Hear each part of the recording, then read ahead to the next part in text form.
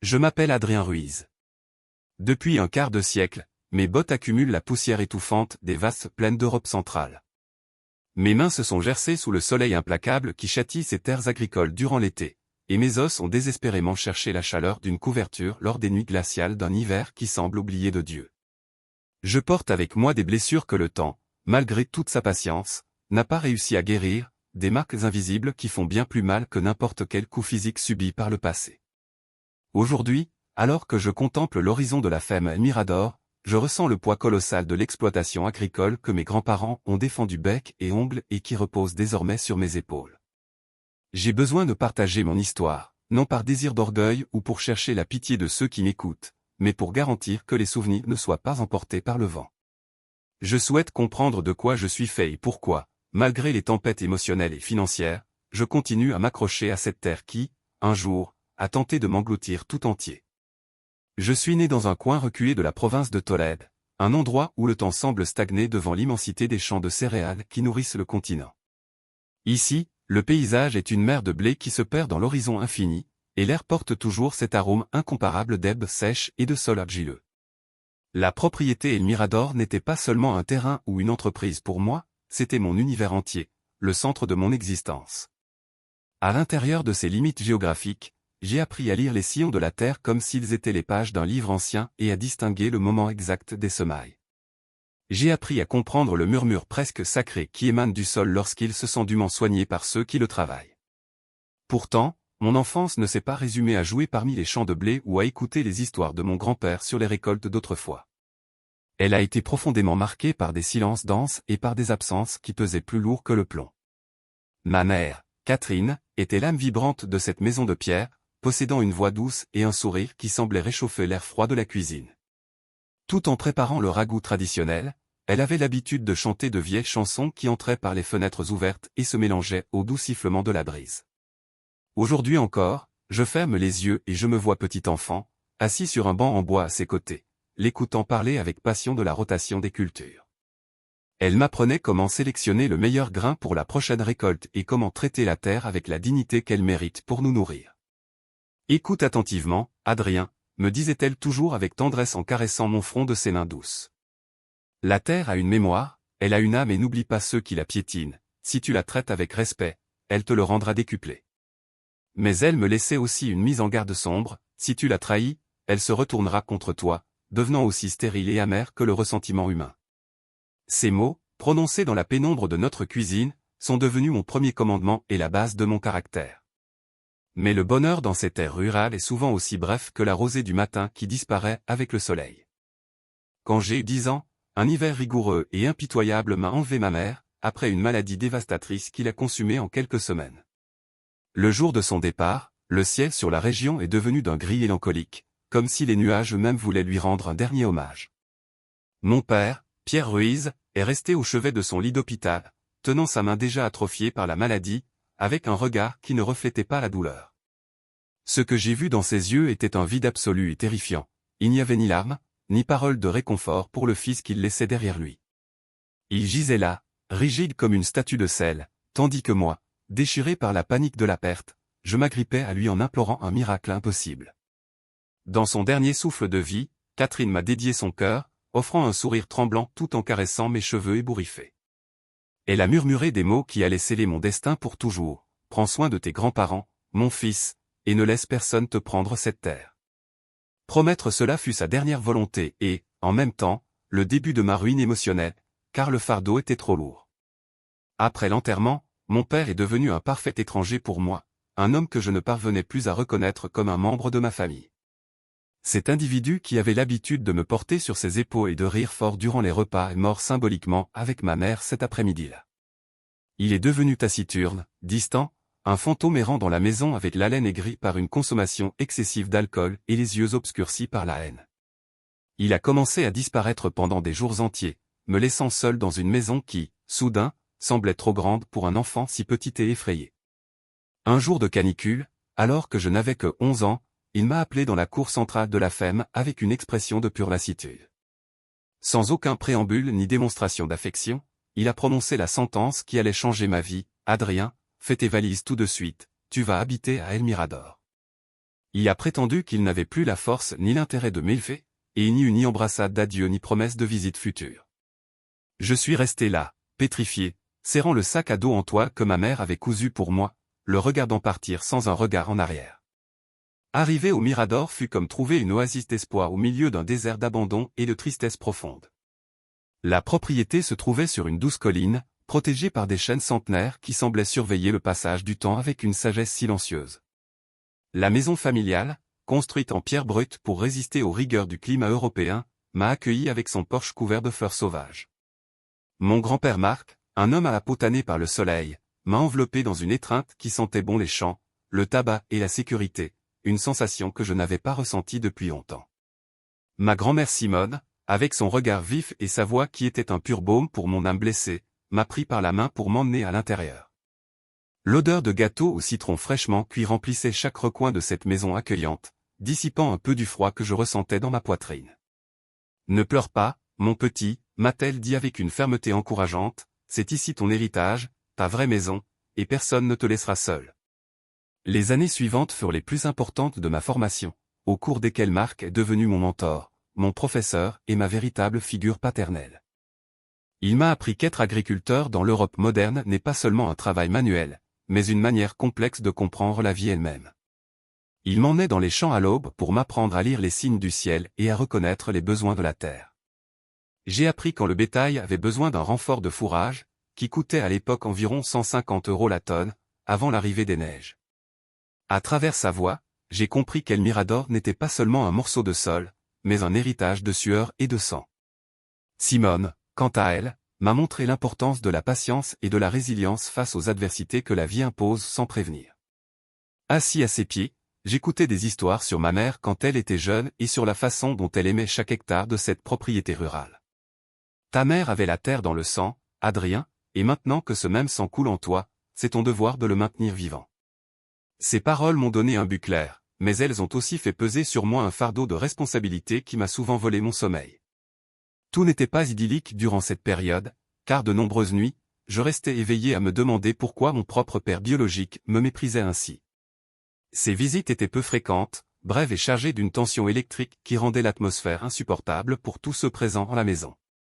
Un après-midi, poussé par une curiosité douloureuse, j'ai osé lui demander pourquoi il ne revenait pas vivre avec nous dans la ferme où il avait grandi.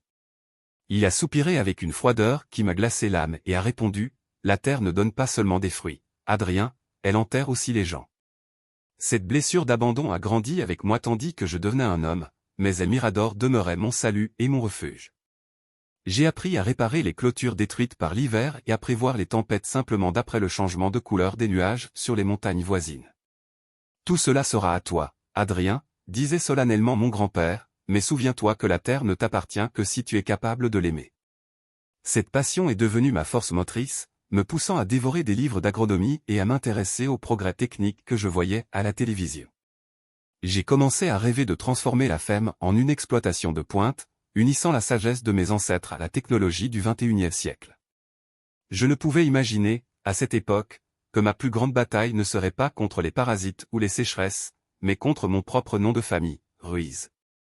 À 15 ans, je sentais déjà une tempête se former à l'horizon, quelque chose qui ramènerait mon père avec des décisions impossibles.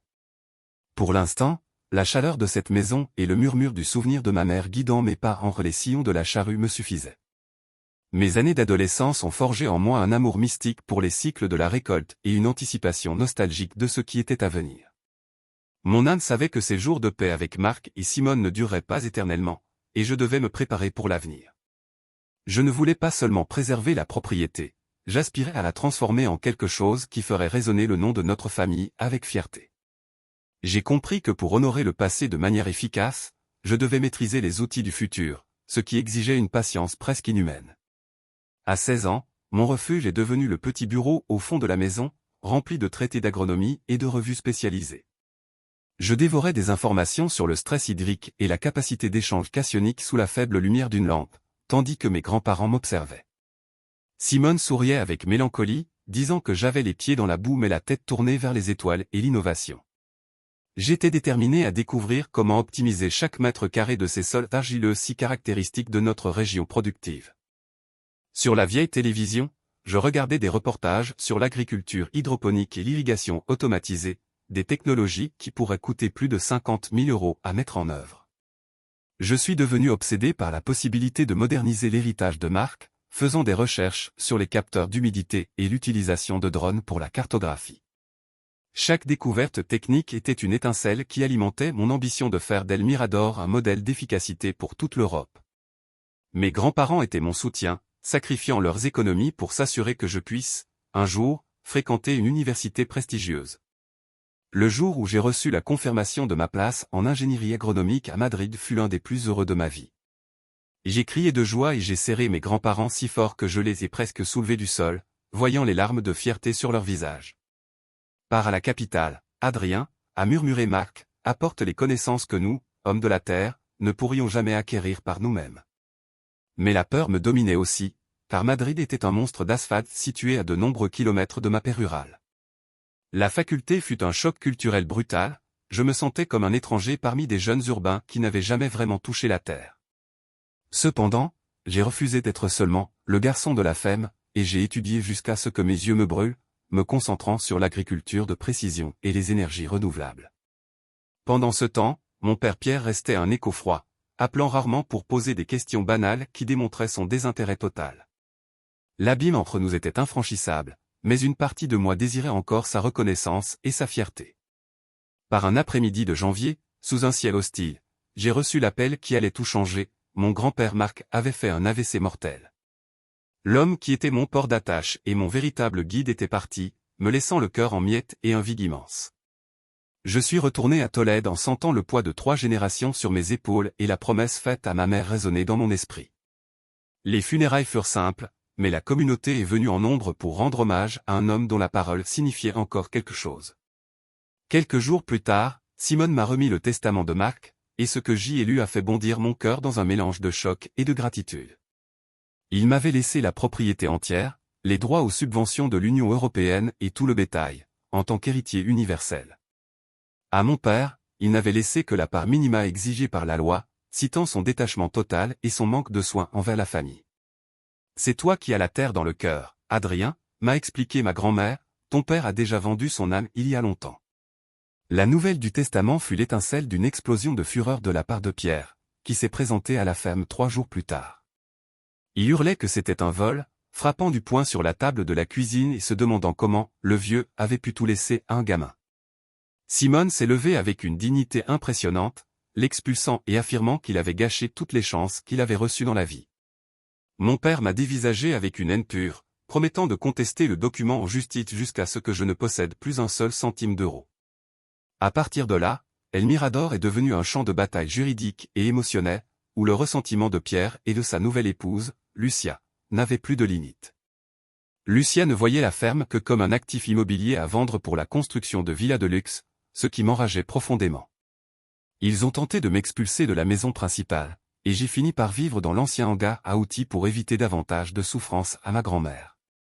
J'ai dormi lors de nuits glaciales, protégé seulement par un petit chauffage bon marché, surveillant la plantation qui était mon destin. Après des mois de harcèlement, incluant des tentatives de falsification de ma signature sur des contrats de vente, j'ai décidé qu'il était temps de me battre avec toutes les armes légales. J'ai engagé un avocat spécialisé, dont les honoraires initiaux s'élevaient à 3 000 €, et nous avons entamé une guerre judiciaire devant les tribunaux locaux pour garantir l'exécution du testament. La bataille fut épuisante, à écouter les mensonges et les accusations infâmes de ceux qui auraient dû être ma famille, mais la vérité et les documents étaient inattaquables. Le juge a finalement tranché en ma faveur, ordonnant l'expulsion immédiate de Pierre et Lucia de la propriété. Malheureusement, ma grand-mère Simone s'est éteinte peu avant la sentence finale, me laissant comme le dernier gardien solitaire d'El Mirador et de ses secrets. Avec le contrôle total, j'ai investi mes économies et contracté des emprunts bancaires pour mettre en œuvre la technologie dont j'avais toujours rêvé, transformant la ferme en un succès. Aujourd'hui, El Mirador est une référence en production biologique, exportant des produits de haute qualité vers les marchés les plus exigeants de Berlin et Paris.